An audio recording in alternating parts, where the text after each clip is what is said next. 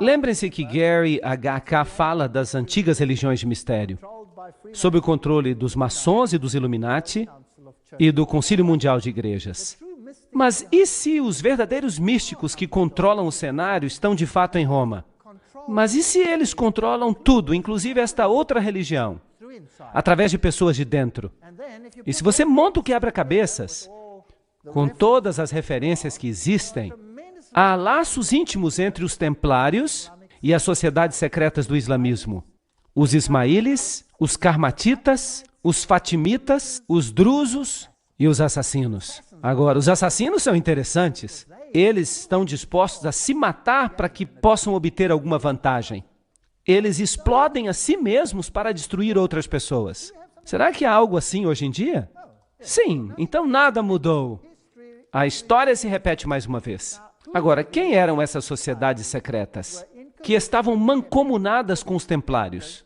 Ou será que os templários as controlavam? Quem sabe? Vamos ler alguma informação sobre os assassinos. Os graus dos assassinos são os seguintes. Primeiro, o grão-mestre, conhecido como Sheikh al-Jabbar, ou o Velho da Montanha. Em segundo lugar, o Daí Kebir do Grande Priorado. Em terceiro lugar, os iniciados Dais. Em quarto lugar, os Rafiks ou associados. Em quinto, os Fadais ou devotos. Em sexto, os Lassiques ou irmãos da lei. E, finalmente, as pessoas comuns, que deveriam ser simplesmente instrumentos cegos. Isso soa familiar? A pobre massa cega, os catecúmenos. Planos contra a religião não eram, obviamente, admitidos pela ordem. A conformidade estrita ao Islã era exigida de todas as fileiras mais baixas dos não iniciados, mas o adepto aprendia a distinguir o engano da fé e das obras. Nós estamos falando de países inteiros, sujeitos a essas pessoas de dentro, que usavam seus habitantes como gado humano. Você não sente pena deles? Como nós também temos que ter pena de nós mesmos? Porque nós também temos sido enganados. Então, com o incentivo do paraíso, os assassinos alistaram instrumentos para sua obra criminosa e estabeleceram um sistema de assassinato organizado com base no fervor religioso. Nada é sincero e tudo é permitido. Essa é a base da sua doutrina secreta. E os jesuítas têm a mesma doutrina hoje em dia. Esta era concedida a poucos e ocultada sob o véu da mais austera religião e piedade, restringindo a mente sob o jugo da obediência cega. Pobres coitados, enganados pelos agentes satânicos. Também havia os fatimitas, que assumiram o controle. O fundador da dinastia fatimita dos califas foi um tal Ubaidallah, conhecido como Mahdi. Suas sociedades de sabedoria foram instituídas em Cairo. Darul Kimat, ou a Casa do Conhecimento, pelo califa número 6, Hakim, que foi canonizado como Deus após a sua morte, é adorado até o dia de hoje pelos drusos. Sob a direção desse homem, a grande loja do Cairo foi formada pelos fatimitas, e continuaram o plano de Abdullah. Ali havia 9 graus, seu método de enlistar os prosélitos, seu sistema de iniciação, blá, blá, blá, são absolutamente os mesmos usados por Weishaupt, o fundador dos Illuminati. Então não há diferença entre Roma e essa gente. É a mesma organização. Será possível que eles estão usando tese e antítese já por milhares de anos? Para extirpar o remanescente do cristianismo? Mais tarde, quando a Igreja Ortodoxa se separou, o que eles fizeram? Eles criaram um império chamado Império Otomano. E eles então entraram e eles mataram os sérvios, que eram ortodoxos. E eles mataram os romenos, que eram ortodoxos. Eles estupravam as mulheres, jogavam as crianças aos ares e as aparavam com a ponta da baioneta. Dizimaram todas as áreas ortodoxas. Incrível. E aqueles que conseguiram escapar para o norte, para a Rússia, não escaparam à espada do comunismo. A Lenin e seu bando de assassinos. Tem havido uma guerra religiosa desde a morte de Cristo. E quem está sendo destruído? As almas dos homens. Aqui estão os homens do Islã. Quem são os de dentro? Quem são esses ayatolás? Será que o mundo deveria ter medo? Eles querem que o mundo tenha medo. Você tem tese e antítese.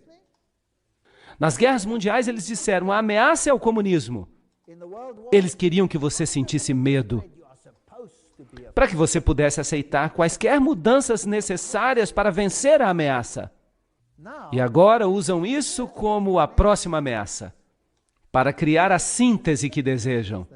Vão esfregar as duas, uma religião contra a outra.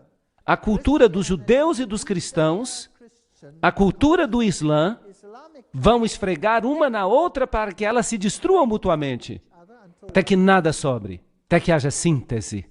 E então você vai ter uma religião mundial. E Lúcifer vai ficar alegre porque ele será o rei. Não foi isso que Albert Pike disse? O que ele ia fazer? Uau!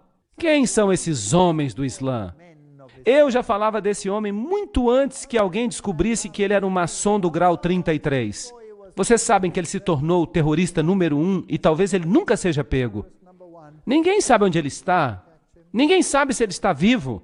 Nós vamos falar sobre ele amanhã. A Bíblia é uma parte indispensável da mobília de uma loja maçônica cristã. Eu já mostrei esse texto para vocês. Vem de Morais e Dogma, somente porque ele é o livro sagrado da religião cristã. O Pentateuco hebraico numa loja dos judeus e o Corão numa loja de Maomé devem estar no altar. E um desses, e o quadrado e o compasso, devidamente compreendidos, são as grandes luzes pela qual um maçom deve trabalhar e andar. Qual? Obviamente não a Bíblia, porque Morais e Dogma, o próprio livro diz que odeia a Bíblia. Foi isso que o livro disse, lembram-se da citação? Mas mudaram tudo. E o Pentateuco hebraico? Bem, isso é uma parte da Bíblia. Então o que é que sobra? O que é que sobra? Por eliminação, o Corão. O Corão como ele existe agora ou corretamente compreendido? Provavelmente corretamente entendido. Por quê? Porque o Corão diretamente rebaixa Jesus Cristo. É o livro que diretamente rebaixa Jesus Cristo. Enquanto que os outros tiveram que ser modificados para que os de dentro pudessem rebaixar a Jesus Cristo. Estão entendendo?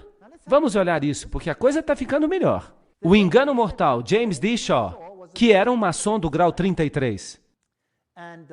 Ele esteve em uma cerimônia muito interessante, onde um pregador famoso, muito famoso, e o primeiro nome dele é Billy, ele também compareceu a essa cerimônia de iniciação. Mas isso é outra história.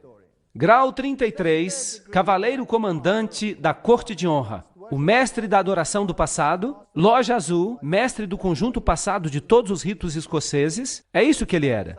E ele explica alguns dos rituais. O engano mortal, de James D. Shaw. A cerimônia de iniciação ao grau 33. O juramento é selado ao se beber vinho dentro de um crânio humano. Que este vinho que eu agora bebo se torne um veneno mortal para mim, como a cicuta bebida por Sócrates, se algum dia de minha vontade eu violar este voto. Um membro vestido de esqueleto coloca seus braços ao redor do candidato que então declara, e que esses braços frios para sempre me envolvam, se algum dia, de minha própria vontade, eu violar este voto. Aí está, a cerimônia de iniciação do grau 33. Mas há uma outra. Cada um de nós recebeu, juntamente com o anel do rito escocês, a cópia do livro de Albert Pike, Morais e Dogma. Você só recebe isso quando você entra para o grau 33. Eles nos disseram que este livro era a fonte da maçonaria e seu significado. Eles também nos disseram que ele jamais deveria sair de nossas mãos e de que arranjos deveriam ser feitos para que, no momento da nossa morte, ele fosse devolvido ao rito escocês. Felizmente, eu não tive que passar por este processo, mas eu tenho um livro destes. É muito útil. O que é que isso tem que ver com o Islã? Aí está o grau mais elevado da maçonaria. O que acontece aí, então? De novo, o engano mortal. O rito escocês inclui 29 graus além da loja azul, culminando no grau 32. O rito de York tem o equivalente aos 29 graus do rito escocês, e quando se avança neste caminho se chega ao grau de cavaleiro templário. Então o rito de York leva você até os cavaleiros templários, e o outro até o grau 32, o rito escocês. Além disso, o altar, uma ordem árabe antiga, dos nobres do altar místico, encontra-se disponível aos maçons de grau 32 e aos cavaleiros templários que desejam participar.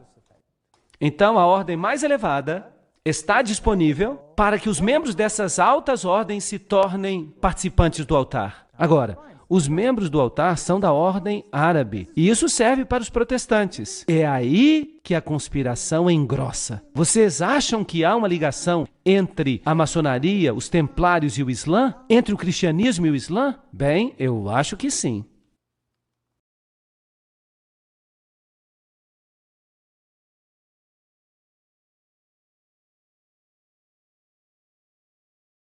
A antiga ordem árabe dos nobres do altar místico, o altar, o exército de demonstração da maçonaria, é uma instituição bastante conspícua. É necessário que você pertença ao grau 32 da maçonaria durante 6 meses antes que você possa pertencer ao altar. Só os mais elevados maçons podem pertencer ao altar. Agora, aí estão os americanos mais importantes. Todos os mais importantes americanos. Eles desfilam por Nova York como membros do altar. Se fosse um baile de máscaras. O altar pertence a Alá. Vocês sabiam disso? E vejam que ali estão os cristãos, assim chamados cristãos do grau 32. E eles já sabem que eles adoram a Lúcifer. E eles vêm até o altar. E o Corão está no altar. A Bíblia já foi embora. Quando você se torna um membro do altar, a Bíblia já foi embora.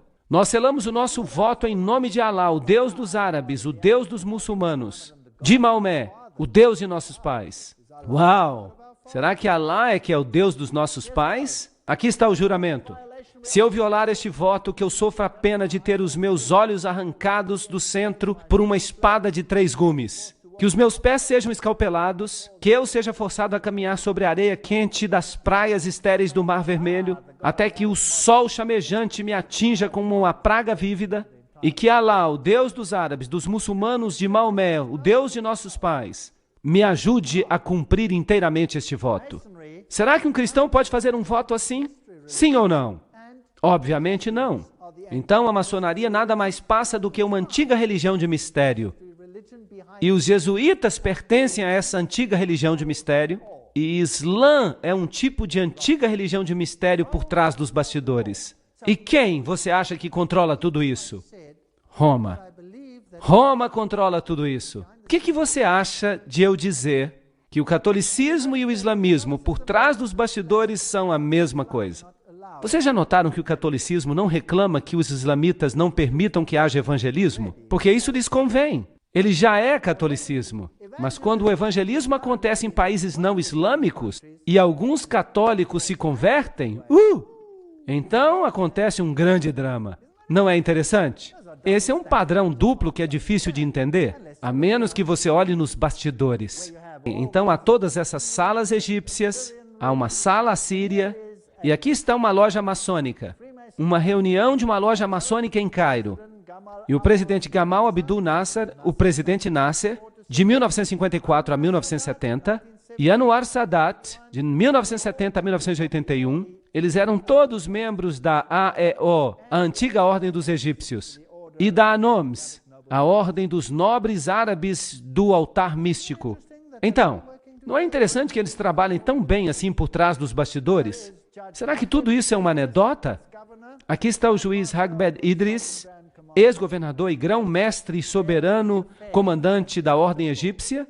E aí você tem o seu simbolismo. E foi um maçom mesmo que me mostrou isso. Ele me disse que lá no Líbano, todos os grandes figurões do islamismo são maçons. Ele mesmo era maçom. Bem, vamos até este templo maçônico, em Oklahoma. O que nós estamos vendo aqui? Nós vemos um símbolo, e nós vemos símbolos árabes, e nós podemos ver um fez, um fez, um fez e um fez. E é claro, Musla, muçulmano Alá. Então a maçonaria, na sua ordem mais elevada, adora Alá, que de fato, diretamente é Set, a soma da lua com as estrelas. Bem, Arthur Edward Waite diz, Babel representava um esforço maçônico. O que será que isso significa? Vamos nos aprofundar nessa história. Nós já vimos isso antes. A Torre de Babel. É assim que a Torre de Babel se parecia. Esta é a aparência provável da Torre de Babel. Notem que ela era construída sob a forma de espiral. E há inúmeras representações que você encontra na literatura. Aqui está outra representação. A Torre de Babel. Notem o formato de espiral. Até o topo. Há várias representações. Espiral, espiral, espiral. Circular. Esta aqui é estranha. Mas são todas espirais. Ela provavelmente era assim. Então, ela era um esforço maçônico. Isso não é interessante? Vamos olhar esta foto de novo. Em um país islâmico, Maria em cima de uma espiral. E aqui temos, Salve Rainha Santa. Estão vendo este círculo com um ponto dentro? Vocês se lembram o que Albert Pike disse que isso representava? Era o princípio gerador. Como o barco e o mastro. A mesma coisa. Usavam este símbolo para Maria. Aqui há outro lugar. Você percebe isso aqui? Ali está ela. África do Sul. Ela está no espiral. O que é isso? É a Torre de Babel. Veja uma vista da frente. Esta aqui foi tirada no Líbano. Eu mesmo tirei a foto. No Líbano. Aí está ela, no topo da Torre de Babel. Quem vai ser a rainha da Nova Babilônia? Maria. Mas quem é Maria? Maria Isis. Será?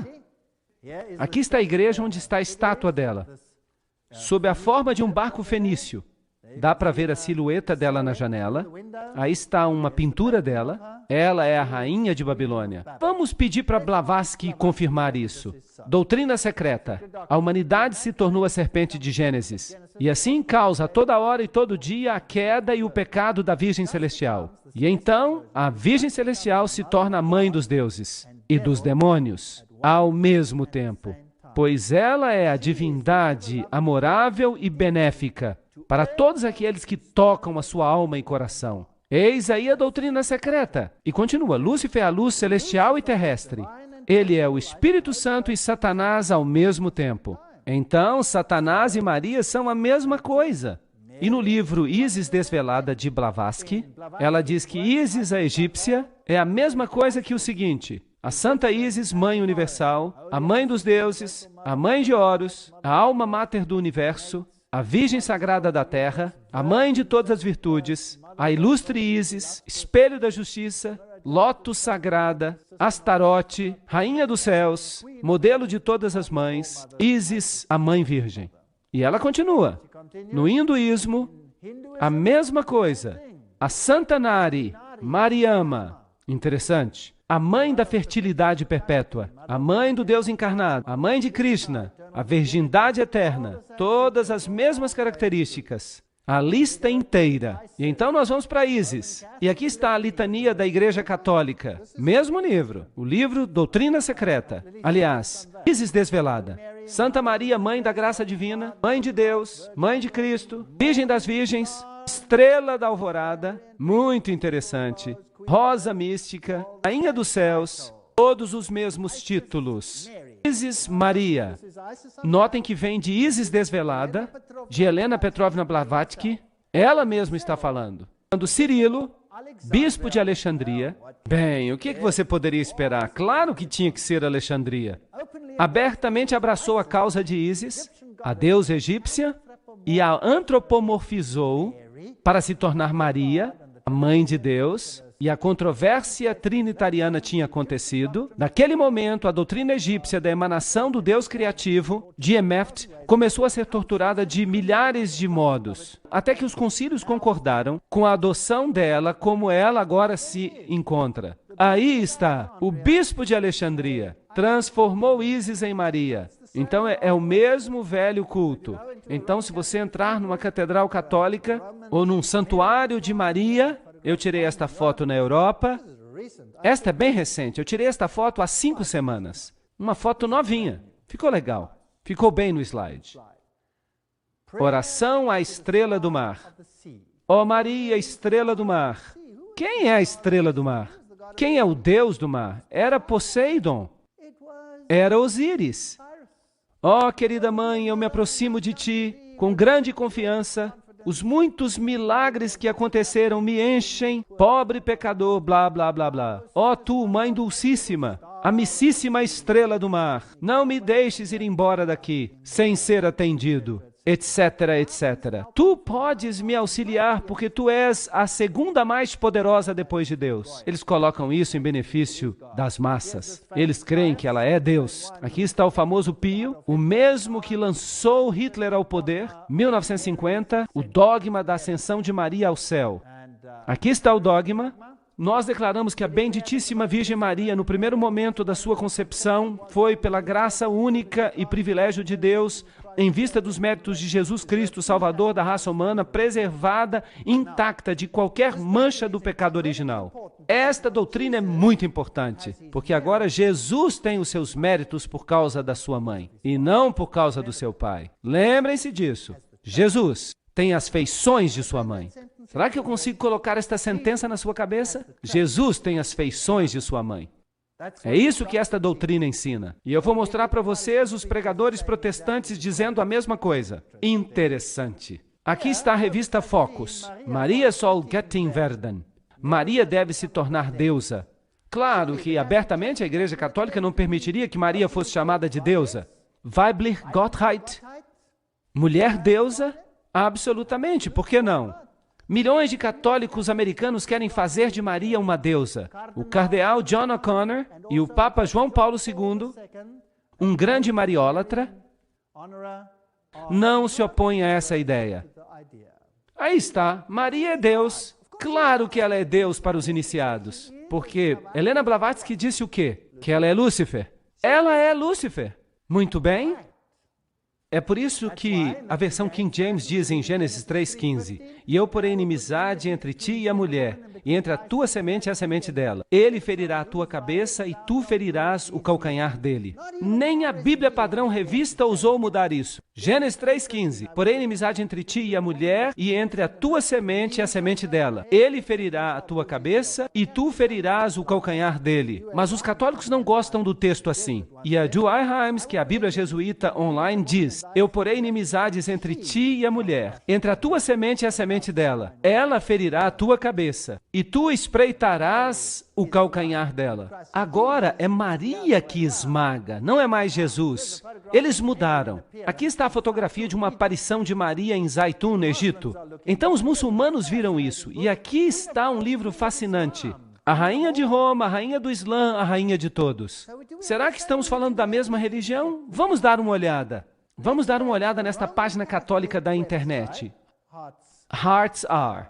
A doutrina católica romana com respeito a Maria. Esta é a doutrina deles, não sou eu falando. A única, santa, católica e apostólica igreja, dirigida pelo bispo de Roma, sucessor de Pedro I Papa, sempre venerou a Santíssima Virgem Maria, inclusive a sua impecaminosidade. Pois a igreja segue a Escritura, especialmente o Novo Testamento, que ela mesma compilou tão perfeitamente quanto ela segue a sua tradição. Pois eis que todas as gerações hão de me chamar de bendita. Lucas 1,48. Este ainda é um documento católico. Não é surpresa que a mulher triunfe sobre o dragão vermelho, pois as Escrituras dizem isso desde o início. Lembrem-se de Gênesis 3,15, que declara: E estabelecerei inimizade entre tu e a mulher, entre a tua semente e a dela, ela há de esmagar a tua cabeça. Que versão estão citando? A versão católica jesuíta. Uau! Isso é interessante. Vamos continuar. Vem da mesma página da internet. A Mary, a mulher das Escrituras e mãe dos homens, que guarda os mandamentos de Deus e mantém a verdade com respeito a Jesus. Essa declaração é interessante. Nós vamos fazer uma comparação mais tarde que vai ser muito divertida. A ela a igreja aplica as lindas palavras de sabedoria. Ela, o brilho que radia da luz eterna. Ela, o espelho inconspurcado da majestade de Deus. Porque Maria é cheia de graça. A igreja, através do Papa Pio IX, declarou-a como concebida de forma imaculada, sem pecado. Isso é muito importante. Maria passou a ser considerada Imaculada Conceição como resultado de suas aparições em Lourdes em 1858. Ela é imaculada, então Jesus é sem pecado por causa dela, não por causa de Deus, por causa dela. A Imaculada Conceição, ou melhor, o Coração Imaculado, Enciclopédia Católica, livro 6, página 965. Ela declara que coração, no sentido bíblico, significa pessoa interior. Portanto, a Igreja Católica diz que os bispos unidos deveriam consagrar o mundo ao seu coração imaculado. O mundo inteiro deve ser consagrado ao coração imaculado. Isso é fascinante. Vamos ler mais. Sua importância excepcional foi confirmada, além disso, pela aparição de Maria em Fátima. Agora temos uma ligação interessante. Vocês já viram o inferno. Então, nós chegamos àquelas visões, nós já discutimos as visões do inferno. A Rússia, então, seria consagrada. E João Paulo II, ela não mencionou o nome dele, mas dizem que é ele quem vai sofrer, e ele é o terceiro, e que todo mundo será dedicado ao seu coração imaculado. E Maria, então, declara em Fátima que a Rússia se converterá. E o resumo da história é que o mundo será salvo pelos filhos de Maria, aqueles que se devotaram ao seu coração imaculado. Isso é muito fascinante. Vamos ler um artigo dessa mesma página da internet, uma página da Igreja Católica. E o seu autor é o famoso bispo Fulton Sheen. Vamos tentar descobrir alguma coisa ali. O artigo se chama Maria e os Muçulmanos e é encontrado no relatório Mizzensi, páginas 1 a 3, da Fundação do Cardeal Mizzensi, que considera o assunto excepcionalmente importante. E o bom bispo diz, o Corão, que é a Bíblia dos muçulmanos, tem muitas passagens que falam sobre a bendita Virgem. Em primeiro lugar, o Corão acredita em sua concepção imaculada. E também no seu nascimento virginal. O seu nascimento virginal. Notem bem, o seu nascimento virginal. Vocês perceberam isso? Ela foi concebida imaculadamente e a mãe de Maria era estéril. Quem se tornou, portanto, o Salvador? Uma contrafação de Jesus Cristo. Esta aqui. Isso é uma afronta. O terceiro capítulo do Corão coloca a história da família de Maria em uma genealogia que volta até Abraão, Noé e Adão. Quando alguém compara a descrição do Corão do nascimento de Maria com o Evangelho apócrifo, quem é que diz que os evangelhos apócrifos devem ser aceitos como canônicos? Quem diz isso? O Vaticano disse isso no Concílio de Trento. Nesse evangelho, fica-se tentado a crer que Maomé dependeu muito de seu nascimento. Vocês sabem que Maomé era casado com uma freira católica? Toda a família dela era católica. E ele recebeu a sua doutrina diretamente do abismo sem fim. Não é isso que a Bíblia diz? E essa doutrina começou a se espalhar. E usaram o Islã primeiramente para neutralizar o cristianismo, e então o espalharam ainda mais tarde para se livrar dos inimigos de Cristo, para se livrar dos seguidores de Cristo, e então para se livrar de todos os inimigos de Roma. Os dois livros descrevem a velhice e a indubitável esterilidade da mãe de Maria. Isso não é fascinante? José perguntou como ela havia concebido a Jesus sem pai. E Maria respondeu, você não sabe que quando Deus criou o trigo, ele não teve necessidade de semente? O Corão tem versos sobre a anunciação, sobre a visitação, a natividade. Anjos são representados como acompanhando a bendita mãe e dizendo, ó Maria, Deus te escolheu e te purificou e te elegeu acima de todas as mulheres da terra. Percebem as ligações? Quem criou quem? Será que o catolicismo criou o Islã ou quem sabe o Islã criou o catolicismo? Não pode ser, porque o catolicismo existia antes do Islã. A mesma doutrina. Há uma defesa tão forte da virgindade de Maria aqui no Corão, que o quarto livro atribuiu a condenação dos judeus à sua calúnia monstruosa contra a Virgem Maria. E agora fica melhor ainda. Então, o bispo diz, as duas maiores religiões do mundo creem na fervorosa devoção a Maria e consideram as suas virtudes em alta estima. Os muçulmanos e os católicos compõem cerca de 2 bilhões de pessoas juntos. Eles estão no controle. Tudo de que eles necessitavam era da Igreja Ortodoxa, e agora eles já a têm. E é também verdadeiro que inúmeros protestantes consideram Maria com grande favor. É melhor desistir da religião, pessoal, se você quer fazer parte do clube. Ou então, nós veremos.